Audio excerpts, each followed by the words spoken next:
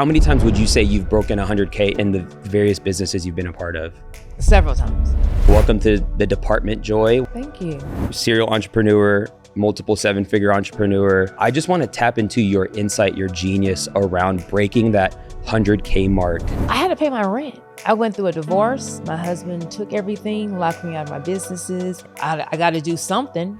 People don't want the fluff. They don't want the cute graphics and this is, start your business is going to be, they want the real. And the more authentic and real you can be and unique, the quicker it is to get a client over and over again. A lot of people do struggle with imposter syndrome, or even the concept of like, why would anybody want to learn from me? Your target audience is going to be you 5 years ago. If you could just break down in a simple format how you got from A, B, C, and D, millions of people just want to get to where you are. A lot of people who start just making money on the side, maybe they're not entrepreneurs. Should everyone try starting their own business? Well, my views may differ a little. I want your views. In every business I've done. Welcome to the department, Joi. Welcome Thank to you. Las Vegas. Thank you. So glad you're here. The fit is heavenly. Like actually, Literally. it's a vibe. That's Thank fine. you. So excited you're on. You are a very interesting person in the sense of all you've been able to accomplish, and serial entrepreneur, multiple seven-figure entrepreneur, and you've taken a lot of in-person business stuff, and now you're starting your online business. And I just want to tap into your insight, your genius around breaking that 100K mark. Okay. And like, how many times would you say you've broken 100K in the various businesses you've been a part of? Several times. Yeah, several times. So, Yes. So there's probably a pattern of things people are experiencing, because that is a goal. Whether it's 100K in revenue a year or it's like $10,000 months, I feel like that's a very new business owner kind of Correct. desire. What would you say some keys in regards to like the things you've discovered on a pattern wise to break through that 100K? Consistency. So really all you're doing is the same thing you started with, just on a larger scale. So if you can make $10, whatever you did to make $10, do that same thing just 10 more times, and now you can make $100. It's just the same thing, and we're just scaling it. And then, so let's just say I'm a photographer and I charge $100 for a photo shoot. Like, how would you encourage that person to get to 10K a month? If like for that person to get to 10K, the thought in their mind is like, I'll have to do 100 of these. Is that right, math? Is that right, math? That's good math. I'm not the math girl, but think of your business as having multiple buckets. So how can I fill up multiple buckets doing the same or ancillary things? If I'm a photographer, I can only make so much money expending time for money, but how many other people out here would like to be a photographer? I can teach someone how to become a photographer. What's the equipment? What do I charge? So now that could be a course that can teach new photographers how to start the business. Then you may have some photographers that don't really know how to, expand their business, and you have. So that could be a higher tiered course. So all you're doing is getting one thing and then just trying to duplicate that multiple times. In the info space, so if somebody who's like you giving the permission, like you could teach somebody how to do the thing you know how to do.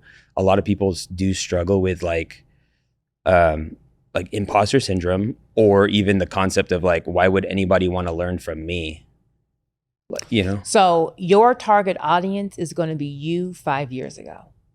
So you don't have to be the expert. You don't have to be the number one person doing it. Talk to the person who was 5 years ago. The person 5 years ago is probably struggling with believing that they can start the business, had no idea where to go, got on YouTube University, and was just everywhere, because you can get from one video to one thing, you don't know where to go. So if you could just break down in a simple format how you got from A, B, C, and D, millions of people just want to get to where you are. That's good. I have found 5 years when you're building your business like this, looking back could be difficult because it's so far ago, and most people, when they're building their thing, they aren't as self-aware of what they are building because they're just going with the flow. Correct. Yeah. What are some things that you could do to like kind of get your memory back on like, oh yeah, I remember that was a hurdle, you know, because sometimes you get good and we forget that it was more than just time. It was experience. It was going back and forth with clients, like all those things because that is true. Like you could sell something to someone who's 5 years behind you, but if I were to do that now, that would be like a tough little situation to try to unpack. Like, how can I get very clear on that 5 years ago? I would say bring up 3 to 5 pain points or 3 to 5 common questions that you're currently getting. So people kept saying, if you keep getting, how do I start a YouTube page? How do I know what equipment to do? Like people will tell you what it is that they're needing, and you just answer those questions. But if you take the time and think back, what the nights that you were crying, the nights that you were stressed out, the nights that you was like, I don't know how I'm about to make this, that's what you want to speak to, those pain points. When you almost gave up, what was it that you needed to resolve this? Go back. You have to go back to that person, and that's what you sell. And they're going to buy it over and over and over again because it's real, it's authentic. People don't want the fluff, right? They don't want the cute graphics and this is, start your business is going to be, they want the real. And the more authentic and real you can be and unique and speak to that pain point, the quicker it is to get a client over and over again. Well, what have you found are the biggest pain points of newer entrepreneurs? The biggest pain point is, number one, everything has to be perfect. So I can't start until I have the website, the logo, the lights, the equipment, just make money by Monday. Yeah. Just do something today. The word launch has messed up people's stuff because people don't realize that someone's going to find you a year from now and forgot that no one even know that you launched. Like, exactly. It's irrelevant. Like somebody's watching this podcast and I've been around for 2 years just doing the podcast. But but if I made it all about the launch, I might not be here. Right. Because you phase out. But that's really right. Okay. Yeah. Perfectionism. Another thing would be, what do I say? Like, what do I do? Like, they want someone to give them step by step as to what to do, not realizing in you starting the business, you're going to make some mistakes that are going to lead you to something else that you need. Like it's the whole process is figuring out what is your what is your thing. Yep. Yeah. The revelation comes in the activity. Correct. Yeah. Which, it's crazy how, because now you're causing me to think back to when I was, getting started and stuff. And it's okay to know that you're getting started because it's making you who you're going to be for the people you're called to serve. Correct. Like most people, when they start, they usually charge low because they feel like that's what they have to. Where's that when it comes to like positioning yourself in the market as a low ticket person or cheaper option versus a premium option? Well, my views may differ a little. No, I want your views. I in every business I've done, my car dealerships, hair salons, hair boutiques, tax, everything I've done has been in that affordable, low entry, low barrier fruit model, and I do the volume game. I also believe in tiered pricing. So I have some low-hanging fruit, something in the middle, and then something for someone who's like ready to go. So I think if you do tiered, you can kind of get someone everywhere in those prices. But that's where my expertise is. Yeah. So like, because when you go lower ticket, it does, for sustainability, you have to do volume. Correct. And then how do you create those next levels of tiers? Because then what tends to happen is people go, how do you reserve the information you share in this group as opposed to sharing what you share in the next group? Like how you determine the information, because that's what people think, or the experience or what have you. I don't think it's the information because I believe in over delivering, right? So I over give value. I believe the tiers will be either more access to you or helping them implement what it is that you're teaching them. So people are going to pay more to help me actually incorporate what you're saying to do, not just giving me the information. Mm. What are some similarities and differences you've seen between a lot of your brick and mortar type businesses and things for people building an online business? I believe in guerrilla marketing, so I'm going to be What's that? in your face, like how Fashion Nova is going to text you, email you, send a white dove to your house. Like I believe in your face marketing. Get your brand up there. Post multiple times a day. Be on the stories. Be on Instagram Live. When I was in my brick and mortar, we have a street team. We're going to be on the radio. You're going to be tired of hearing about I believe in guerrilla marketing. So marketing to me is the same. Being consistent, it's all the same principles, it's just different vehicles. So a brick and mortar, I'm concerned with this area, making it hot, where online it's like, well, shoot, it's like the whole world, like, and it's funnels and it's all this new. So I had no idea what it was to get someone to be able to buy from me versus just coming into my brick and mortar store. So that would be, I could think, a difference. Yeah, I mean, I see you show up a lot and you post a lot on stories and stuff. Like, how did you get over that initially? I think sometimes people get in their own heads when it comes to showing up consistently. I had to pay my rent. I went through a divorce. My husband took everything, locked me out of my businesses in February of 2022. Wow. My mom paid my rent.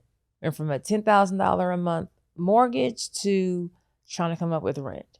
So I was trying I got to do something. They say you can make money online. Well, hey, I'm about to go online and start talking about LLCs and how to run a business and make something shake. So I said, no one knew about me. I had like 10,000 Instagram followers. So I have to now go make some noise. So I said, every single day, I'm going to post 3 times on Instagram. I'm going to go live every single day. Now, live was hard because I didn't have a lot of followers. So I used to put a Post-it note on the top right part of the camera so I would not know how many people were on. And I would just have like a little Post-it, like a little flashcard. I'm going to talk about these 3 contracts or these 3 things. And I would just go on live. And basically I was like doing a presentation on these. I didn't answer any comments. I wasn't even looking in the comments. I was scared. Is someone going to come? No, I would just give information. Every single night I would just give information. That's good. That's a good muscle to work on, because even when nobody's watching, you're training your ability to create without having it to be edited, which I think when most people who step into creating content, entrepreneurs or creators, the idea that this can be edited kind of messes with the delivery, because then you're like, shoot, I have to start over. But when you're live, you're like, let's roll. Right. And in a world where, especially educators, especially people who are teaching online, nobody wants a polished, learning experience. We want a human who's gone through the reps and done the things to just show us the way. And so I think that's a really good, you just gave I would imagine if people just did that for a year. Yeah, just show up. Don't worry about anything else. Just show up and give value, and then post the live on your page. So I think what helped me grow so fast was when you came to my page, I had so much content. So you could just binge on my content, and that's you getting to know me. Like, oh, she's this, she's that, she teaches all this. So it's kind of like watching a whole Netflix series. Like you watch the entire series. Now I'm sold. When is the next season, right? So the more content you have on your page, the more someone can know, like, and trust you. That's really good. And then hit that buy now button. Yeah. And most of the time when people start their business, which by the way, this is actually something I wrote down, was the passion thing. Like with you having been involved with various different things, because most of us start businesses from within and then we get very emotional, and that's why we do everything. And that's why we're either stuck under 100K or right there because we're doing it all. What's your philosophy on like building a business you're passionate about, building a business with your passion versus like, no, just build a business and forget the emotional side of it? I don't know. What's your take on that? Passion Build a business that you can make some money from. What's your talent? What's your gift? Your talent and your gift may not be your passion. So build a business that you can go sell something, make something. What do people ask you for? It may not be what you want to do. If you build the business to make the money, then you can fund your passion. But a business is structure. It's showing up. It's delivering. And you have to be able to separate your passion from your business. It's two different things. You may not be passionate every single day, but you have to show up for your business every single day. Mm-hmm. What is a great first hire to make? Whatever is the thing that is taking more of your time that doesn't need you. You need to reserve your time for wherever you are, being creative. If you're talking to the clients, if like whatever is your umph, you need to do that all day, every day. So if that means someone needs to answer the emails, if someone needs to post on Instagram for you, like whatever is the thing that's taking up most of your time that doesn't need you, hire that first. Where do you find people to hire? You can go to, I like to ask people. Like there's a whole bunch of sites you can go to, but I'm used to managing employees. It's hard to find people that work good. It's hard to find a good employee. So I like to ask someone, do you have a referral? Do you have like someone? Or I like to hire off of character. I don't really need to know what you're doing, the character of a person. For example, I had a girl in one of my challenges. And she was, answering like, see, I think these great questions. I liked her vibe. And so afterwards I was like, hey, are you working right now? Like, could you use like some part-time work? Cause I was needing like an assistant that was here in the US, not just a virtual assistant. She was like, yeah, like, well, hey, cause I liked her vibe. I liked her mindset. Like I hire off of who the person, I can train you to do anything, right? Sure. But hire a person off of their character. So you can go to different sites. I like to ask referrals. Other people like, hey, where do you get your VA from? Do they know someone? Like, don't get with the company. Does your VA who produces, do they know someone? Do they have a sister, a cousin, a friend? Because like-kind people hang out. So if you have a great VA who's on time, can multitask, can get the work done, her friend, someone in her circle going to be the same kind of person. That's good insight. Yeah, because I found that like just even being involved in church and stuff, it's like talent, like people who are uber talented, there's a pattern, and this is a general observation, but there's a pattern that they're usually entitled. Mm-hmm. And I would take attitude over talent any day. Correct. Yeah. You can train them to do what you need them to do. Yeah. But those fundamentals, that work ethic, that loyalty, that consistency, that can't be trained. That's in someone. That's good. So. Do you believe in investing in yourself to go to the next level? Of course. What was the scariest first opportunity that you had where it was like, whoa, this feels beyond me, but this, I got to make that investment in myself? For my brick and mortar business, my first investment was going on the radio. I thought I was going to spend $30,000 for about 6 months to get on the radio, and they wanted $30,000 to $50,000 a month. And so I literally emptied out my savings, and I only had enough for 1 month, signed a 3-month contract. Like, this has to work, because if not, I'm on the hook. Wow. And it worked. We hit big.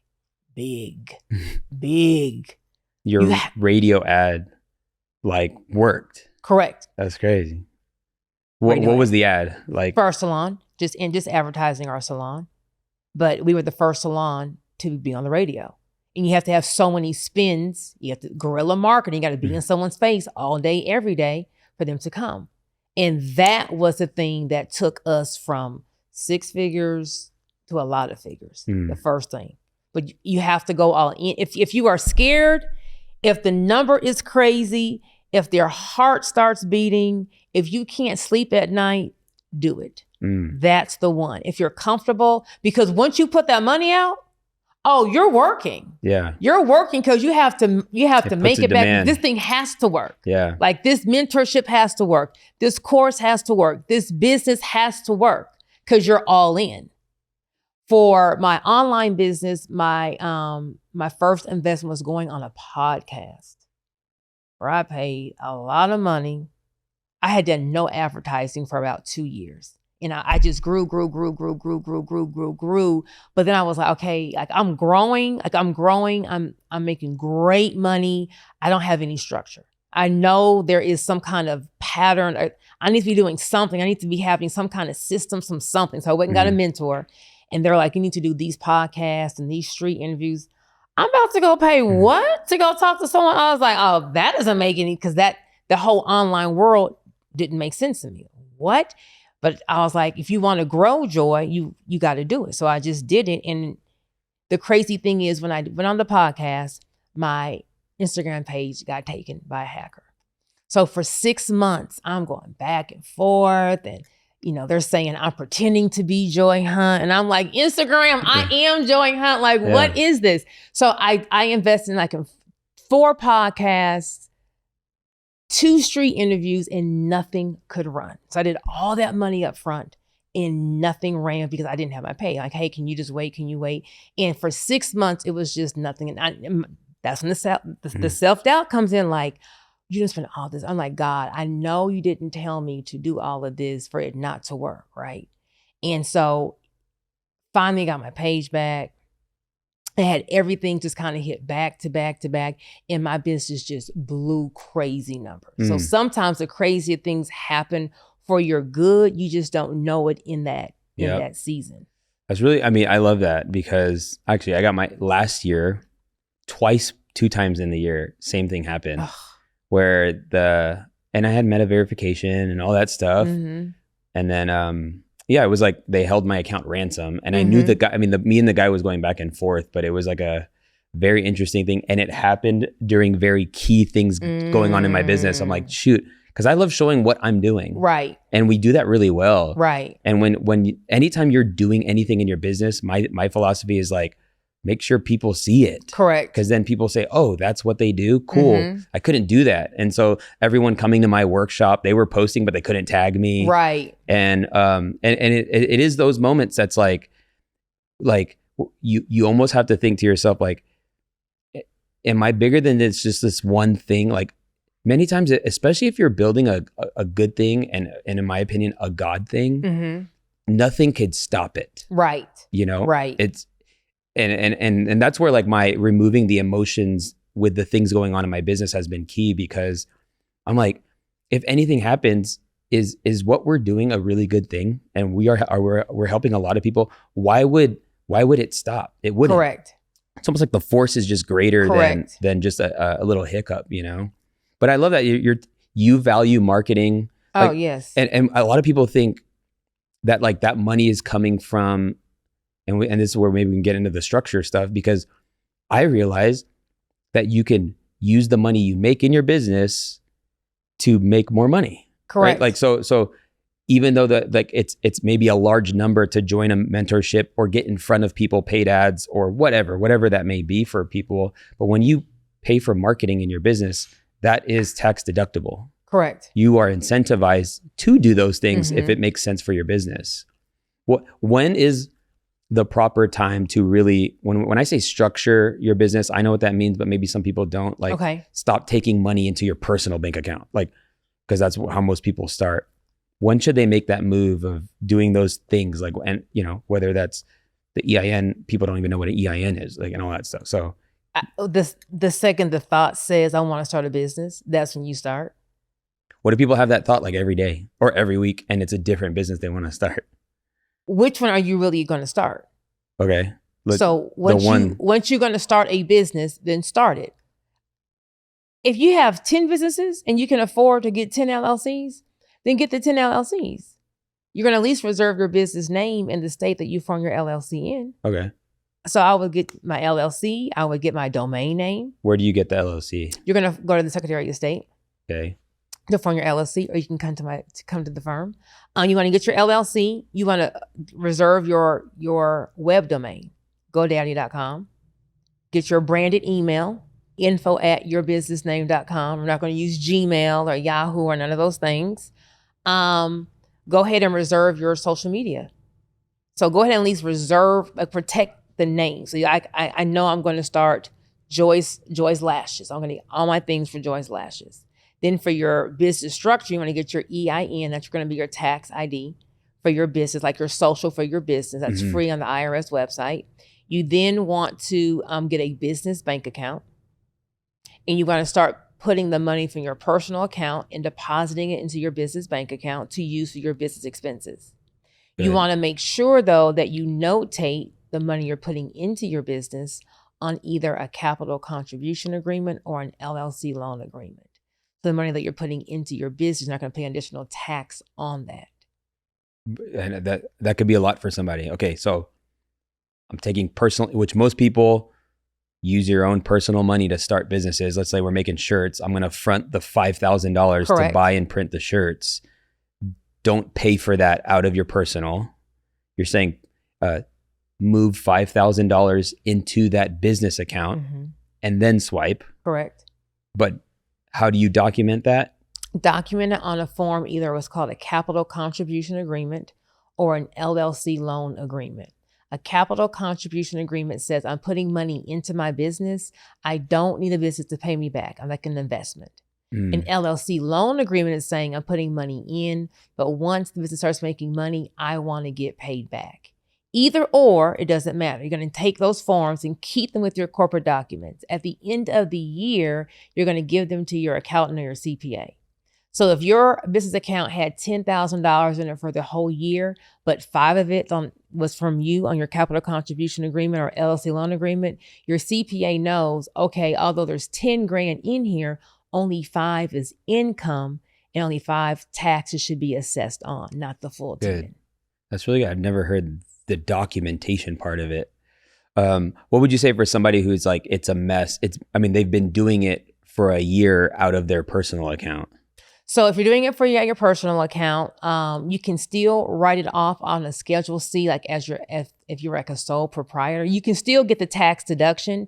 You want to just start running, what I call it, running your business like it's Walmart, just running it for real, because how you do anything is how you do everything. So you want to get accustomed to business expenses come out the business account, leave your personal alone, so that when your business starts growing, now we're growing with some structure and now we can scale. If we're everywhere, maybe you have maybe you have the clients, but if you don't have the structure, we can't scale, and we can't take it from 0 to 100 because we're everywhere. We got Cash App, we got Zelle, we don't have we're just everywhere. Yeah, no, it's really good because it's like sometimes people. And I'd actually like your definition of this, but a lot of people who start just making money on the side, maybe they're not entrepreneurs. They're just making money on the side. Like, what is your definition of an entrepreneur or a wantrepreneur? Should everyone try starting their own business? We're in a world where like I literally go online. For me, it's just like everyone build a business. Everyone build a business. Yeah. And I personally have come to the realization that like not everyone's an entrepreneur. But how do you know you are? Like I would say this: everyone isn't a full-time entrepreneur. Okay, it takes a lot of grit, to go out here and really, chop down this tree full time. But I think everyone wants to make some money outside of their 9 to 5. So that is still an entrepreneur. You don't have to be a full-time entrepreneur. You don't have to quit your job to be an entrepreneur. If you want to make money on the side, selling t-shirts, selling peach cobbler, you're still an entrepreneur. You still have a business. And depending on how the business grows, you may have the next Facebook, the next Netflix. So in the beginning, start off like you're a real business. LLC, EIN, business bank account, branded email address. Just do that. Reserve your name, GoDaddy. And you can work your side business however you want. But eventually that side business may start making more money than your 9 to 5. And then you'll want to leave that. Hop on over. What's your advice on that? Like, it depends on the person. Yeah. Now me, I'm all in. If me and the bear are fighting, help the bear. I'm all in. So when my back's against the wall, like that's when I fight the best. So some people are all in risk. I'm quitting my job. Like when I work for my law firm, I quit. I had 6 months of savings left, saved up. I said, I got to make something shake in 6 months. Started my own law practice, did great, right? Other people, may not be able to take that jump, and that is fine. I want to kind of, this whole myth, you got to quit your job. You don't have to quit your job, right? But you can start your business. You work you work your job 9 to 5, and you work your side business 5 to 9. Or you wake up 2 hours early, and you can sell digital products. You can just do a course on teaching makeup and just have an online business. There are so many other ways to get money that you don't have to just quit your job to do. Yeah.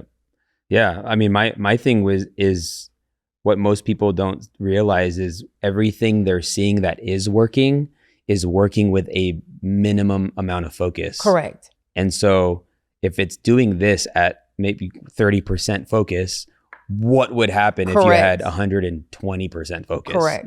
Which is, and I found it like personally in my business and my journey being an entrepreneur, is that there's different seasons where you have to put your back against the wall. It's like I found it's good for you.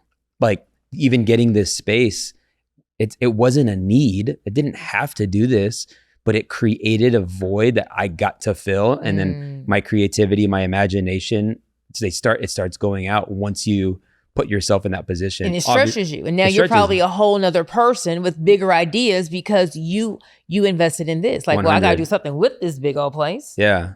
And even sometimes when you make a move, I found there are moves you can make in your business at any stage that could legitimize you from a perception standpoint. Correct. So when I first got my studio, I got text messages from dads that knew me from like my last church was like, Omar, I'm really proud of you. I'm like, bro, I've been building online for a minute. Like I sign a 3-year lease and now you're proud of me, Right. But it was a perception of legitimacy. And so even moving in this space, which I haven't really like put out there yet, and I will, but yeah, somebody came down and a friend local was like, hey, I want to do a virtual event. Can I do it at your spot? I was like, yeah, sure. And in my mind, I thought I was going to charge 10 grand to rent out the big space with, if you had an in-person event. But I was like, 10 grand to do a virtual event one day. And he's like, deal, let's do it. I was like, let's go. That wouldn't have happened if I didn't put myself in that position. Correct. And now I didn't have that offer. Now I have an offer. Correct. So I don't know what that is for you. You're listening, maybe you're working a W-2 or you're like ready to go to the next level in your business. Just know that like, will this move legitimize you from a perception standpoint? And I think it usually works. Like, I don't know, for me, it's worked every time. Correct. Because that's where the 1% is made. It's all from the people that are making moves that everybody else are unwilling to make. Correct. Hey, Department fam, question for you. Based on you listening to this podcast, you probably are either looking to grow your personal brand this year, build your audience online, and just stop chasing business and start to have business chasing you. If that's you, I want to invite you to the Content to Cash Challenge. This is a 5-day coaching experience, a live coaching experience with myself that's done all on Zoom, and you get access to a private community, and it really is unlike any other experience that I offer. By the end of the challenge, you'll have unreal clarity on what you're supposed to do online, and you'll have the insight on how you can make an extra 6 or even 7 figures. Yes, I said 7 figures in your business this year. And if any of those things sound great to you, I want you to join the next Content to Cash Challenge. Scan the QR code if you're watching on a television, or click the link in the description. Once you go through it, go ahead and upgrade to VIP because you'll get an extra hour of bonus VIP Q&A with me every single day of the challenge. And so looking forward to seeing you there. Let's get back into the combo. Scariest, do you ever sign a lease on something like a building or something? All the time. So I believe in the concept first, though. Get proof of concept that the business works, then go and put your money behind that. So go make money by Monday. Go do something today to go make a sale, however your business is. So don't wait until you have the packaging, and just go make a sale today. Does somebody want your product? Which product or service do they really want? Because you may be coming out with one thing, but they really want something else. So a couple of weeks, a couple of months, maybe a couple of years, figuring that out. Once you have, okay, this is my bread and butter. This is working. Now I go 10x that. So when I first started my hair extension company years ago, 2008, I was selling my hair extensions on my law office conference room table. I wasn't going to go buy commercial property.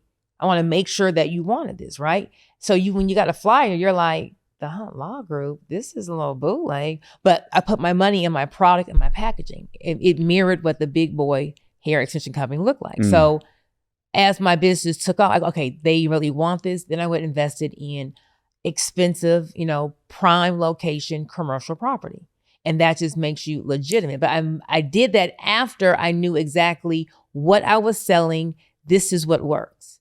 Good. When I started my online business, I thought I was going to be the queen of LLCs. I'm talking about LLCs. I did one video talking about a business grant and it just went viral. My DMs went crazy. Like, y'all know about business grants? What? I was up for 2 weeks making a digital product, business grant bundle, boom, boom, boom. Changed my life. One digital product that looked bootleg. I was on YouTube trying to figure out how to make this ebook. The colors was crazy, but I had to get it out to sell it. Yep. And so once you have proof of concept that this is what it is, go put your money behind that and just go run with it. I love that. Business grant. What's a business grant? A business grant is going to be free money, debt-free money that you can get for your business to start or grow your business. They have businesses, organizations that are just giving money away for businesses. They're going to want an LLC, EIN, business bank account. And then, of course, why do you need the money? So I have a business grant bundle that gives you 1,000 business grants, how to apply for them. You can Google business grants. They have websites, skip.com, helloalice.com, grantwatch.gov of organizations, businesses giving away $10,000, $15,000, $20,000 for your business that you don't have to pay back. So I don't believe in just going into debt in the beginning. Right. I don't believe in just maxing out the credit cards. Like, first figure out on a small scale what it is that you're doing and get this thing working. And then you can go 10x that with a loan, line of credit, or credit cards. Apply for business grants. The online application is simple. I have a course that breaks it down, but you're literally just answering questions that they're asking you. But I think the game changer is, don't make your business sound poor. I'm on my last leg. I don't have any clients. You want to ask for, what do you need in your business to make more money in 30 days? Do you need equipment? Do you need more inventory? Do you need marketing? Do you need to be at a certain conference? Like, what do you need right now to make more money in 30 days? And you ask for that and you explain how this thing or these 3 things are going to catapult me and help me get more contracts, more clients. And once you make your grant like that, you'll be winning more grants. Is it the same as a business loan? No, you don't have to pay this back. Oh, Omar, free money, free. Free money. FREE. Dang. Free.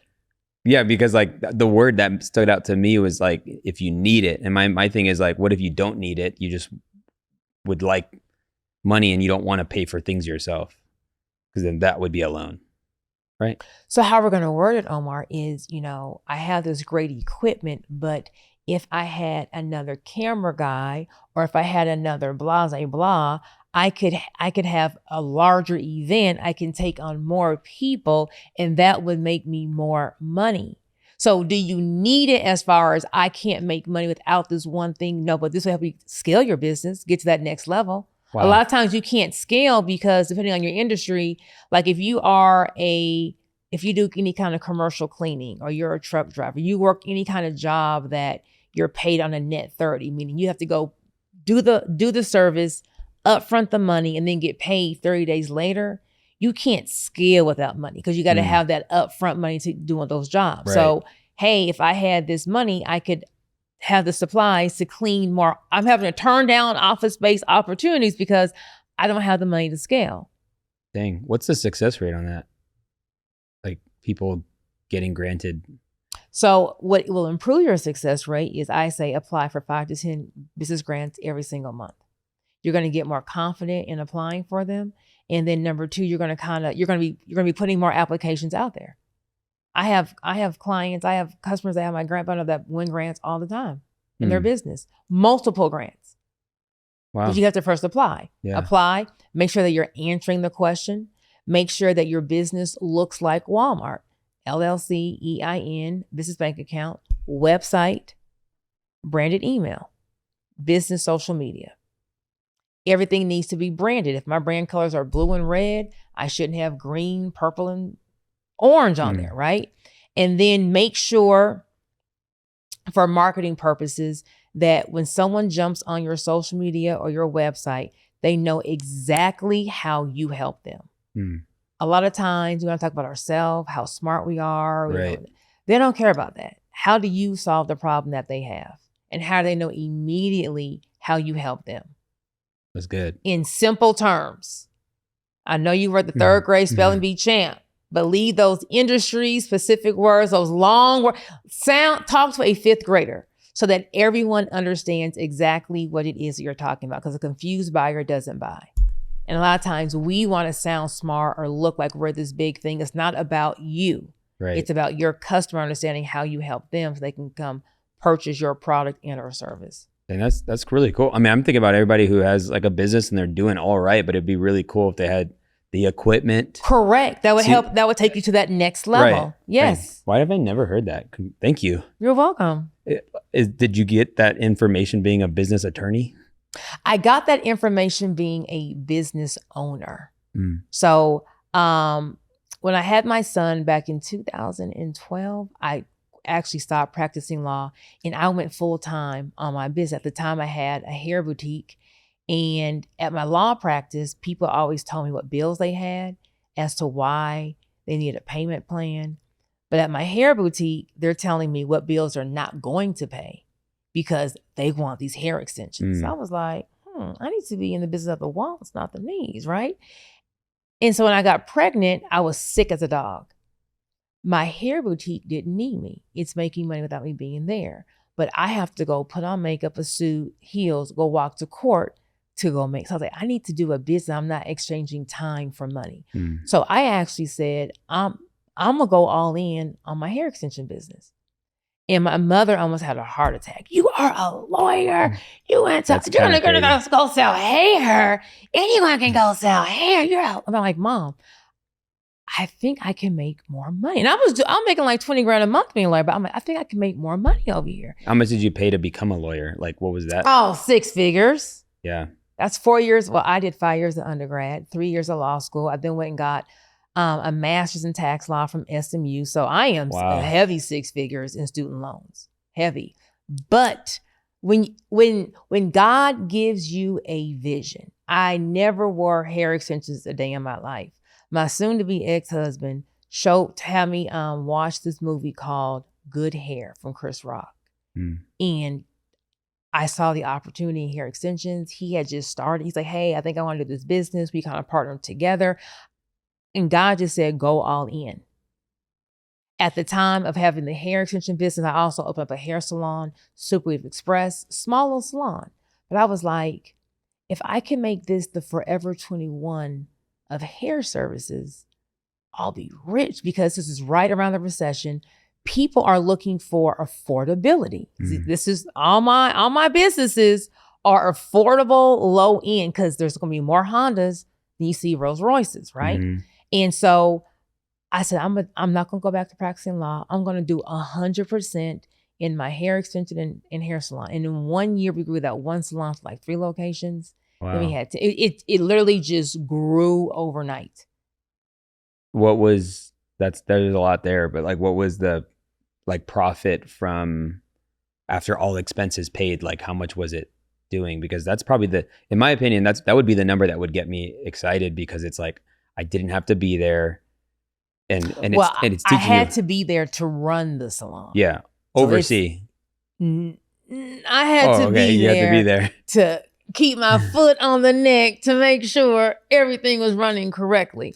But this is going to be, okay, so time frame, we're around 2011, 12. So before the big influx of being able to buy hair on Instagram. You couldn't just go anywhere US and just get hair like that. You had to import it from overseas. So the profit margin back then was 4-to-1. So if I paid $10 for a bundle, I'm getting 40 for it. It was printing money.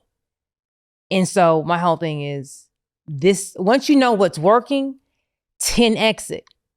10x it. So every time I made money, we were spending $60, $80, $100,000 a month just in buying the hair, but I'm 4xing it. It was a game changer. No one back then, everyone was doing like a $200 sew-in. I'm advertising $50 sew-ins. Now the gag is once you get in, I'm gonna upsell you, but to get you in, I'm advertising $50 sew-in. Affordability that has some luxury umph to it sells. Fashion Nova. We can get you it doesn't scream cheap, right? It's not Temu. When you walk in, you look like something, but it's affordable. Yeah. So once you find what's working, go all in, like all in. And when you go all in, it's going to hit. Do you still have that now? No. So you sold them? Sold them, closed them down, and I went into the auto industry, started a car dealership. Why did you change industries? So I wasn't able to remove myself from the business. I had to be there to manage. We had like 100 employees, 100 women, you know, in the different locations. I never found someone that could duplicate me. So for you to scale, you have to be able to duplicate yourself, and I couldn't. So I'm having to manage all these things. Like, yeah, this is not scalable. So we need to find something else because I can't be, put that flat iron down, come to work on time, I can't do all this for the rest of my life. Right. So my son's father was really into cars. We had just taken a huge loss on buying all these cars. He called himself being like a little car trader, right? Made all these mistakes, but it's the mistakes in business that are necessary. So I said, well, now we know everything of what not to do. Why not just start a car? Because I know now we know everything of what not to do. So we started a car dealership, switched from being bank financing to in-house financing. And that's where the money was. When you are the bank, when you sell one car to one person and then pick it up in 6 months and sell the same car to another person and then repo it in 6 months and then sell that same car to another person, you're printing money. So it's a profitable Very industry. Profitable. Because I watched this guy, what's his name, George? There's this like Armenian dude or maybe Egyptian guy on social media. I don't know if you've seen him, but bald head guy, and he's always buying cars and trade. It sounds like the profit margins are like not there, but you're saying if you're able to be the bank, so you're just letting people take the car and then just taking payment. It's almost like they're renting it.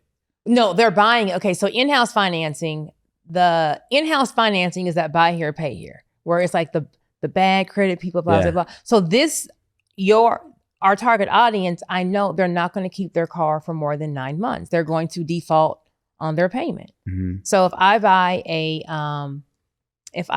a Dodge Charger, right? I pay $10,000 for it, and you give me $3,000 down, and you pay me $600 a month, and then you only keep that car for 6 months, and then I have to go pick it up, and then I sell it again for $4,000 down, and then I pick that up in less than a year. The car is paid for.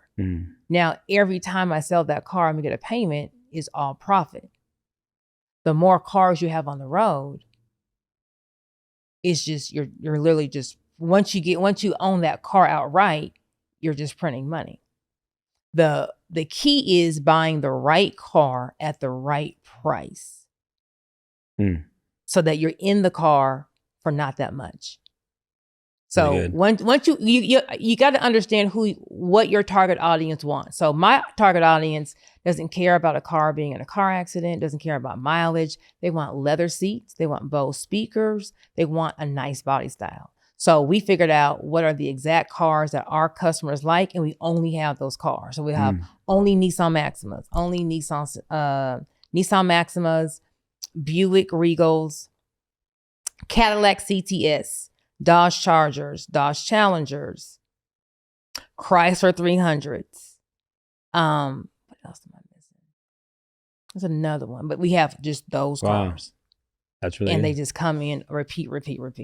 I love that. The principle applies to everything. Everything. You just found a target audience, a need that they have. Correct. And found the leverage in something, being the middleman. Correct. You know, that's really good.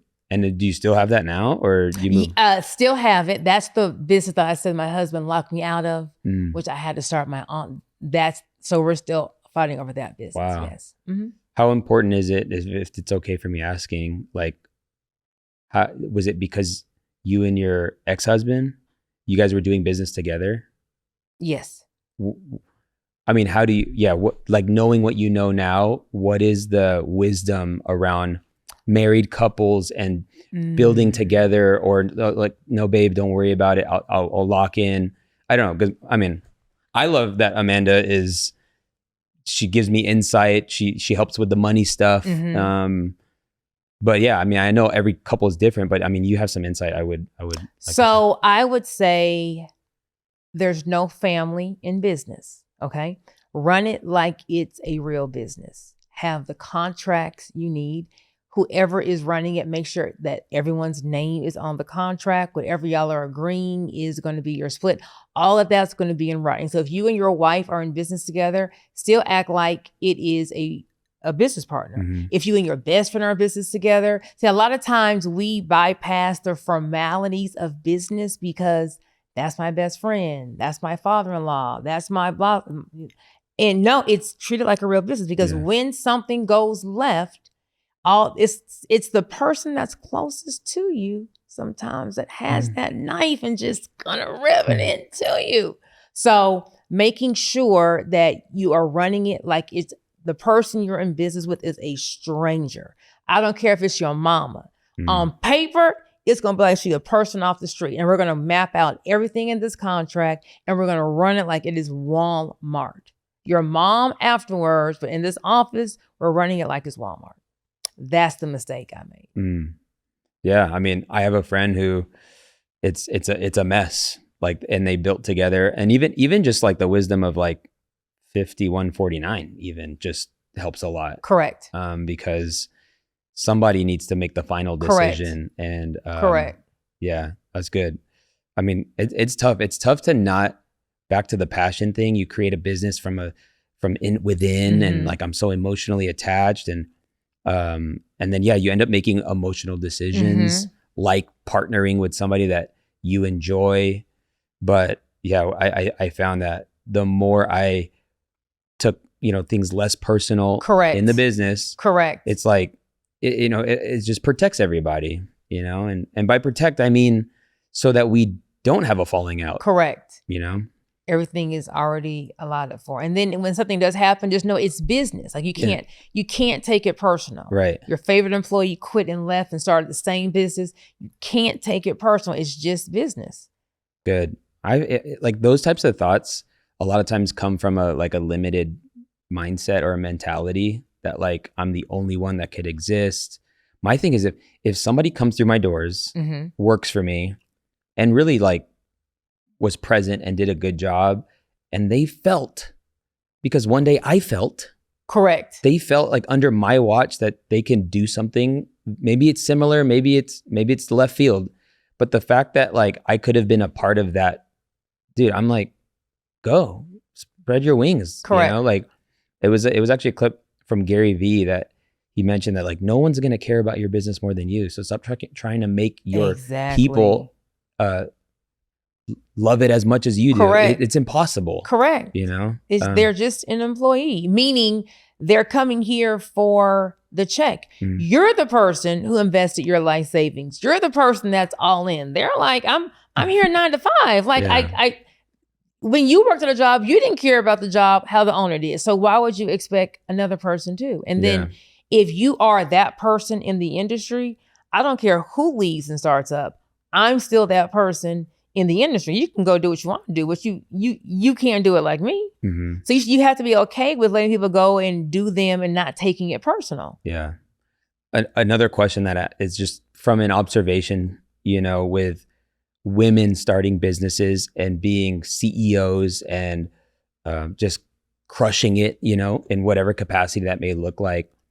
What is your maybe philosophy on how a woman kind of, I think the where I'm trying to get at is like not tap into something that they weren't like designed for. And when I say that, I mean, well, I'm not saying that from any other way that like the mom, and you got husband doing his thing, and then there's kids at home, but the wife has a dream in her heart or a business she wants to build. How do you navigate that situation? So the question is, how does a woman build a business if she also has responsibility of being a mom? Correct. I guess a mom, yeah. So she would need to have, number one, a supportive and understanding spouse to understand that this is a passion or dream of mine, so I want to fulfill this too. Mm-hmm. She would need to be creative. So maybe we get up 2 hours before the kids get up. In those 2 hours, you're creating your content, you're working your business plan, you're shooting, like you're working your business from 4 to 6 a.m.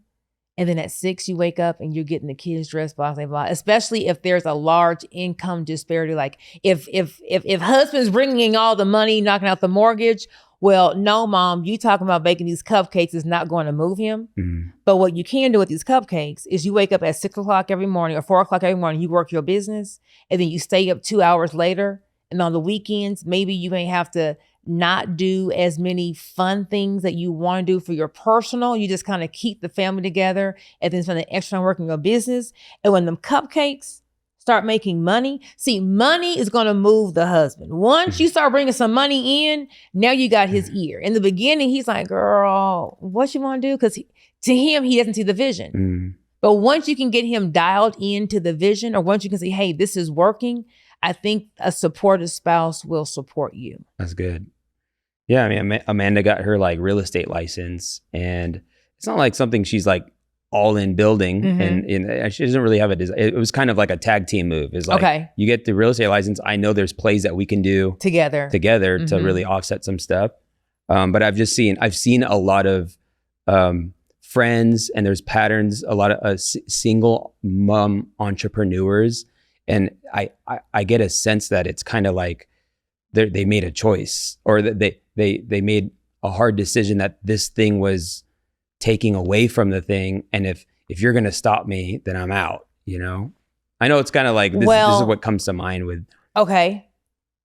Now, the analogy I did was with the supportive spouse. Yeah. Okay. Now there's gonna be a spouse that's not supportive, because I was kind of in that, right? Like, you need to do what I say you need to do, and anything else, no. Mm. When you're with someone that's not supportive, that doesn't see your dream, that doesn't see you for who you want to be or who you are. Like, yes, I'm a mom. Yes, I'm this, but I'm more, and I want to achieve these things.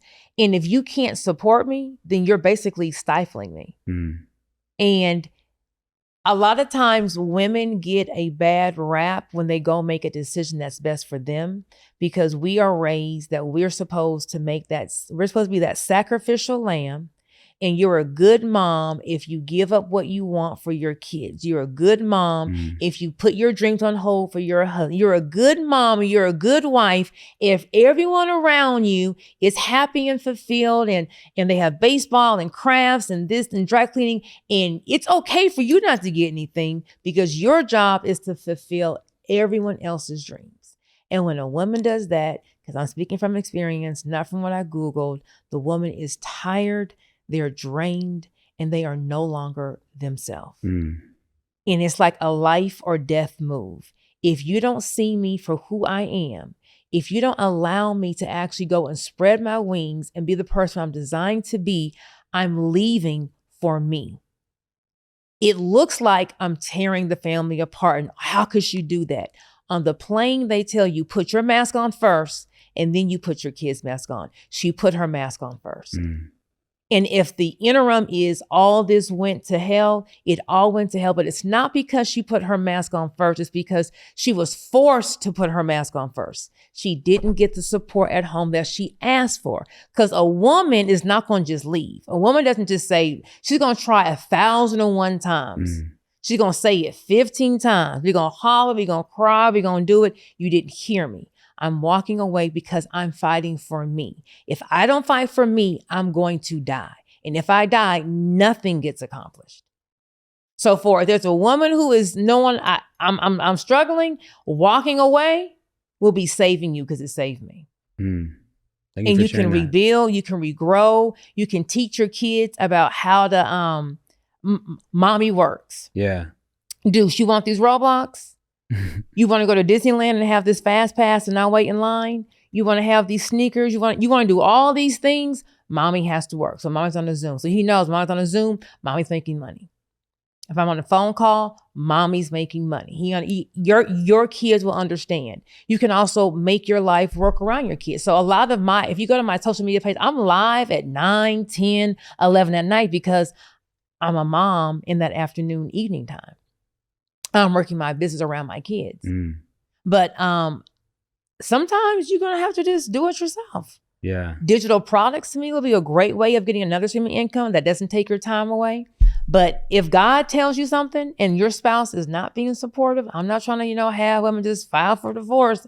But I think there needs to be some grace to a woman that, stands up for herself. Because a man can always make a decision. Yeah. And whatever the man says is best and everyone goes with the flow. But whenever a woman makes a stand, it's always like she's supposed to dumb herself down, or our job is to put everyone's needs above ours and we come last. And that's not the case. Thanks for sharing that. That's so good. You're welcome. I was convicted like years ago when I went to a friend's event who she puts on these masterminds, and it's amazing. And the way I saw her, the way her husband like supports her in doing this. And the question was like, how do you, lead? Maybe the question is like lead or like do your thing. And his thing is, my thing is to support her thing.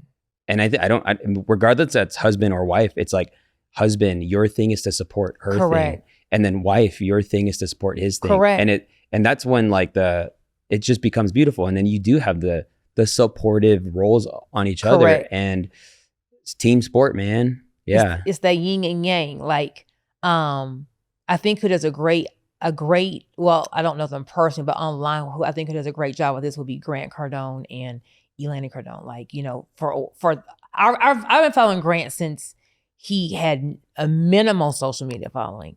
And then he went on like this blitz, and I'm just like, oh, he's doing something new, but you never really saw his wife. It was just him. And then after he made it, she pops up with her brand, and it's like, she talks about being in that supportive role, like a marriage or a partner. It's never 50-50, right? It may be 80-20, 70-30, like whatever you have, whatever is missing, I'm coming up with it. But knowing how to lead and then be submissive or support, knowing that yin and yang, having that balance is priceless in any kind of partnership or marriage. And if you find someone that like, they're able to, support you, you support them, you guys can kind of just have that nice mix. Hold on to that one for dear life. Yeah. So hold on to Amanda, Omar. Hold on. She sounds like a good one. Yeah. So good. Well, thank you so much for being on. How can people connect with you? I know you got like an online event coming up, or. I do. I have a 5-day business challenge. I also have a masterclass. You want to go to seeyouatthebank.com and all the information will be there. What can people expect to learn in that challenge? Oh, in my 5-day business challenge, I'm going to get your business to the bank. Guys, you're going to guerrilla learn marketing happening right now. Ready? Get ready. All right. Yeah. You're going to learn how to structure, fund, and market your business to the bank. We're going to go over business structure. How do you structure your business? How do you form your business? How do you run your business? We're going to go over how do you protect your assets with holding companies, trust, parent companies. When something is going to go wrong in your business, when it goes wrong, we don't want to lose everything. You're going to learn what contracts you need in your business to protect you. You're then going to learn how to get business funding that is solely in the business EIN. No need to be a personal guarantor. So establishing business credit and business grants. And then last but not least, marketing. How do you get your target audience to run to your brick and mortar or to your website? I'm going to teach you how to find your target audience, how to stop being shy and be able to be creative and attract that target audience. And then last but not least, the product that saved my life, digital products. How to make an item, a product, an ebook, a checklist, a course, and sell it in your sleep. Sell it being in the carpool lane at your son's school. Sell it being at volleyball practice. How do you make a digital product to add an additional $1,000, $5,000 a month of income into your household? See you at thebank.com. I will see you there. So good. I love it. Thank you. I made my mortgage for 6 months from a digital product, all from one YouTube video, doing the marketing. That's when my brain broke. It was like YouTube video, digital product, which digital, you don't fulfill it. You don't have to go to the ship it. Correct. And usually there's no returns because they got what they knew what they're buying. And so good stuff. I'm excited for people's mortgages to be paid off. Yes, so yes. We'll post links down to everything in the comments and show notes. I appreciate you for being on. Thanks for coming to Vegas. Thank you for having me.